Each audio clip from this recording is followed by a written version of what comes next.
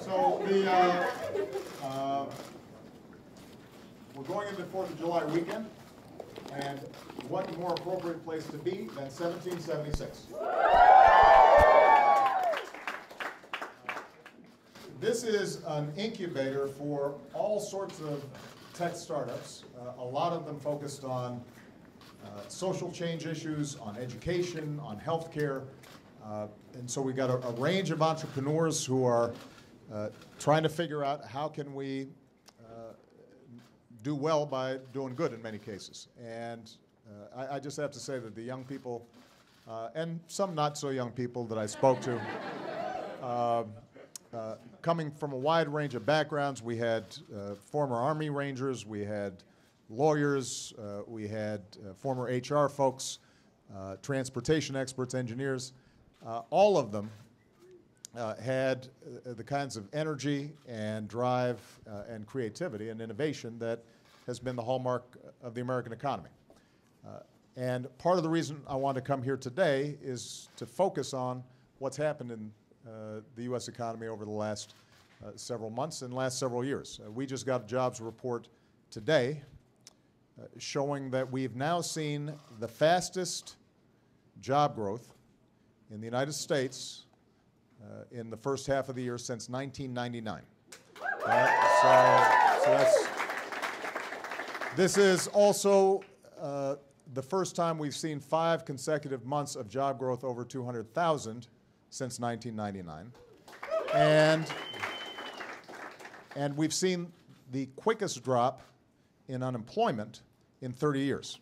So it gives you a sense that the economy has built momentum, that we are making progress.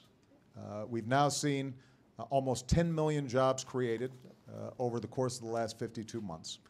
And it should be a useful reminder to people all across the country that given where we started back in 2008, we have made enormous strides thanks to the incredible hard work of the American people and American businesses that have been out there competing, getting smarter, getting more effective, and it's making a difference all across the country.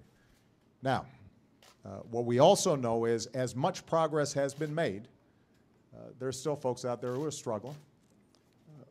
We still have not seen as much increase in income and wages as we'd like to see.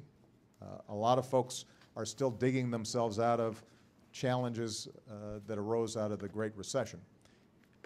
Historically, financial crises take a longer time to recover from. We've done better than the vast majority of other countries over the last 5 years, but that drag has still meant a lot of hardship for a lot of folks.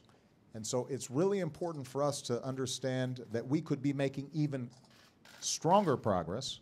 We could be growing even more jobs. We could be creating even more business opportunities for smart, talented folks like these if those of us here in Washington were focused on them, focused on you, the American people, rather than focused on politics. And I've given a number of examples over the last several months of things we know would work if we are investing in rebuilding our infrastructure. That doesn't just put construction workers back to work, that puts engineers back to work, that puts landscape architects back to work. It puts folks who are manufacturing concrete or steel back to work. It makes a difference. It has huge ripple effects all across the economy. If we are serious about increasing the minimum wage, that puts more money in the pockets of people who are most likely to spend it. They, in turn, are most likely to hire more people because they now have more customers who are frequenting their businesses. If we are making sure that there's equal pay for equal work, that's helping families all across the country. If we're focused on making sure that child care is accessible and affordable and high quality, that frees up a whole bunch of potential entrepreneurs as well as people who are just going to work every single day, doing the right thing, being responsible, but often are hampered by difficult situations in terms of trying to manage parenting and families. And so there are just a series of specific things we can do right now.